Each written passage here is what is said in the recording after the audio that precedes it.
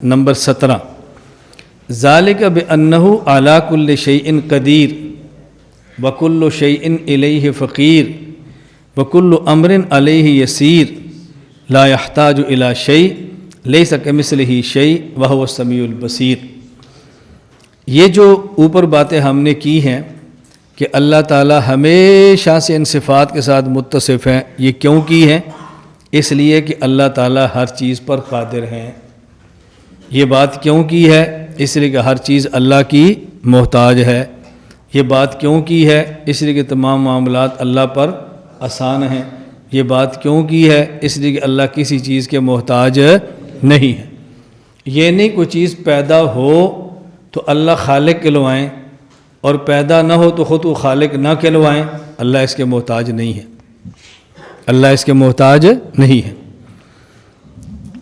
Number 18 خلق الخلق بعلمہ، اللہ رب العزت نے مخلوقات کو پیدا فرمایا اپنے علم کے ساتھ، یعنی اللہ جانتے ہیں کس کو کب پیدا کرنا ہے، کس کو کہاں پیدا کرنا ہے، کس کو کیوں پیدا کرنا ہے، کس کو کب تک کے لیے پیدا کرنا ہے۔ یہ جو اللہ کا علم محیط ہے نا، اللہ رب العزت نے اس اپنے علم محیط کے ساتھ مخلوق کو پیدا فرمایا ہے۔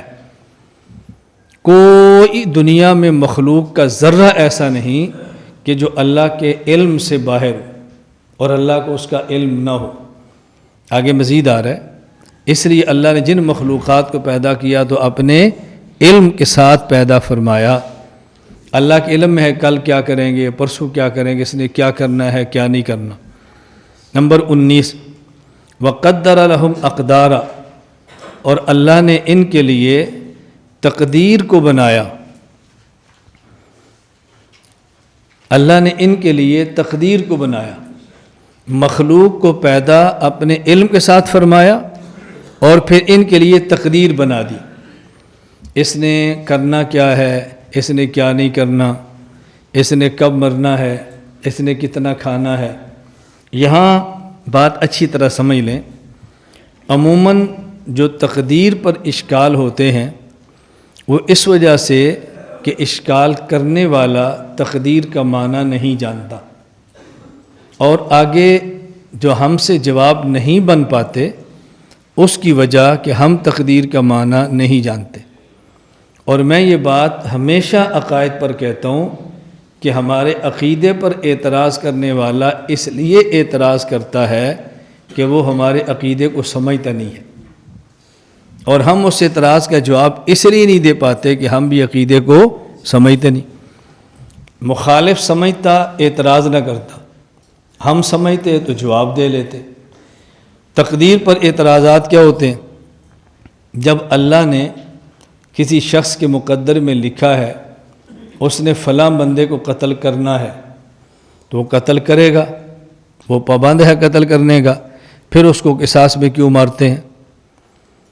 فلاں بندے کے مقدر میں لکھا ہے اس نے کفر کرنا ہے، وہ کرے گا، تقدیر کا پابند ہے، تو پھر وہ جہنم میں کیوں جا رہا ہے؟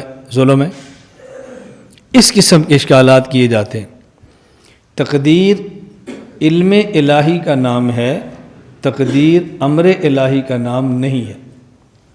یہ اعتراض وہ کرتے ہیں جو تقدیر کو امر الہی سمجھتے ہیں کہ خدا کے فیصلے ہیں، اور جن سے جواب نہیں بنتا اس وجہ سے کہ یہ بھی تقدیر کو امر الہی سمجھتے ہیں کہ خدا کے فیصلے ہیں۔ حالانکہ تقدیر امر الہی خدا کے فیصلوں کا نام نہیں ہے، تقدیر علم الہی کا نام ہے۔ علم الہی اور امر الہی کا مطلب کیا ہے؟ تقدیر علم الہی کا نام ہے، یعنی اللہ کے علم میں ہے میں فلاں بندے کو اختیار دوں گا اور یہ بندہ کفر کرے گا، میں فلاں بندے کو اختیار دوں گا اور یہ فلاں بندے کو قتل کرے گا، میں اس بندے کو اختیار دوں گا چاہے تو کرے چاہے تو نہ کرے لیکن یہ چوری کرے گا، میں اس بندے کو اختیار دوں گا چاہے تو زنا کرے چاہے نہ کرے لیکن یہ زنا کرے گا۔ یہ چونکہ اللہ کے علم میں تھا تو اللہ لکھ دیتے ہیں فلاں بندے نے کفر کرنا ہے، فلاں بندے نے قتل کرنا ہے، فلاں بندے نے چوری کرنی ہے، فلاں بندے نے زنا کرنا ہے۔ اب یہ نہیں ہو سکتا کہ جس کے بارے میں لکھا کفر کرے تو وہ نہیں کرے گا، زنا کرنا لکھا ہے تو وہ نہیں کرے گا. کیوں؟ اگر وہ نہ کرے تو اس کا معنی اللہ کا علم ناقص ہوا نا. اللہ کے علم کامل تو تب ہوگا کو کرے. تو یہ جو بندہ کرتا ہے اس لیے نہیں کہ اللہ نے لکھا ہے تو اس نے ضرور کرنا ہے، بلکہ اس کا مطلب کیا ہے؟ اللہ نے اختیار دینا تھا اور اس نے کرنا تھا، اس لیے اللہ نے لکھ دیا ہے کہ یہ کرے گا. اور امر الہی کا معنی کہ چونکہ اللہ نے لکھ دیا ہے لہٰذا اس بندے نے ضرور کرنا ہے، یہ تو جبر ہو گیا. اس کے بارے میں لکھا ہے تو اس نے ضرور کرنا ہے. کیونکہ تقدیر کا معنی لوگ یہ سمجھتے اس لیے سوال کرتے ہیں اور ہم یہ سمجھتے اس لیے جواب نہیں بن پاتا. تو تقدیر علم الہی کا نام ہے، تقدیر امر الہی کا نام نہیں ہے. اللہ کے علم میں تھا کہ فلاں بندہ یہ کرے گا تو لکھ دیا. اب وہ ہو نہیں سکتا کہ نہ کرے، اللہ کے علم کے موافق ضرور ہونا ہے، ورنہ تو خدا کا علم ناقص ہو جائے گا الیاذ باللہ. سمجھ آ گئی یہ بات؟ معروف ہے نا، ایک واقعہ آپ نے سنا ہوگا کہ ایک شخص تھا، اس کو عادت تھی چوری کرنے کی. وہ روزانہ آتا، چوری کرتا، انگور کھا کے چلا جاتا. مالک نے چوکیدار سے کہا اس کو پکڑو. چوکیدار خان صاحب تھے، پہرا دیا، اس نے پکڑ لیا. یہ خان صاحب بھی تھے، نیک آدمی تھا، تبلیغی آدمی تھا، تو چور بہت شاطر تھا. اس نے کہا یار آپ نے مجھے کیوں پکڑا ہے؟ کہا آپ نے انگور چوری کیوں کی ہے؟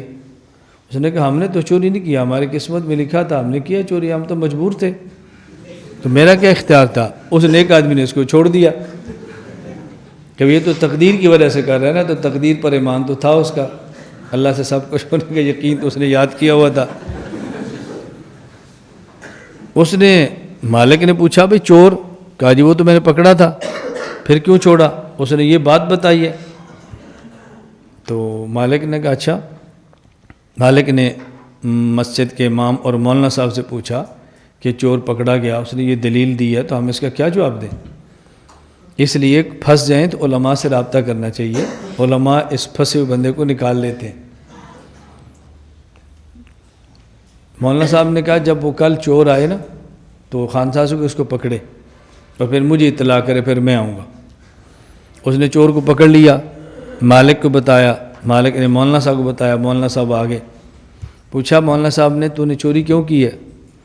کہا مولانا صاحب میری قسمت میں لکھا تھا، مقدر میں تھا، مجبور ہوں، اس لیے انگور چوری کرتا ہوں اور کھاتا ہوں. مولانا صاحب نے خان صاحب فرمایا ذرا ایک ڈنڈا پکڑو اور اس کو باندھو. اس کو باندھا، کہا مارو اس کو. خان صاحب نے ٹھکائی شروع کی، وہ رویا. اس نے کہا کیوں روتا ہے؟ کہا جی مجھے چھوڑ دو. کہا بھی اس کی قسمت میں لکھا ہے تجھے ڈنڈے مارے، تیری قسمت میں جب لکھا تھا انگور کھانا تو نے انگور کھایا، اب تیری قسمت میں ڈنڈے کھانا، اب ڈنڈے کھاؤ. تو تقدیر کا پابند ہے. اس نے کہا جی مجھے تقدیر کا مسئلہ سمجھ آ گیا، مجھے چھوڑ دے، آئندہ کبھی ایسے نہیں کروں گا. کبھی پھنس جائے نا تو علماء سے رابطہ کیا کرے.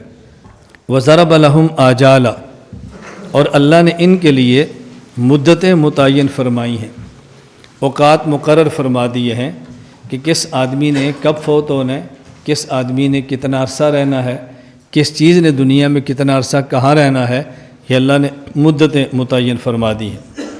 نمبر 21 وَلَمْ يَخْفَ عَلَيْهِ شَيْءٌ مِّنْ أَفْعَالِهِمْ قَبْلَ أَنْ يَخْلُقَهُمْ وَعَلِمَ مَا هُمْ عَامِلُونَ قَبْلَ أَنْ يَخْلُقَهُمْ، اور ان کو پیدا کرنے سے پہلے ہی اللہ کے علم میں ان کے افعال تھے، اور ان کو پیدا کرنے سے پہلے ہی اللہ کے علم میں ان کے اعمال تھے.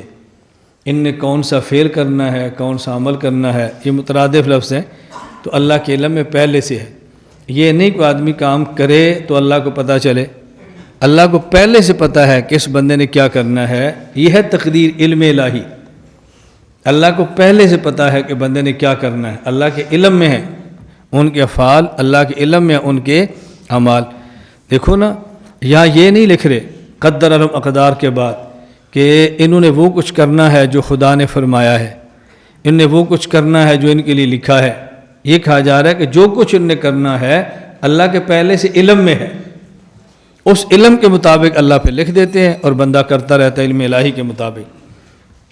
نمبر 22 وَأَمَرَهُمْ بِطَاعَتِهِ وَنَهَاهُمْ عَن مَّعْصِيَتِهِ، ان کو حکم دیا کہ اللہ کی اطاعت کریں، اللہ کی بات مانیں، اور ان تمام کو روکا اللہ کی نافرمانی کرنے سے۔ لا الہ الا اللہ، لا الہ الا اللہ، لا الہ الا اللہ، ما لنا رب سوا۔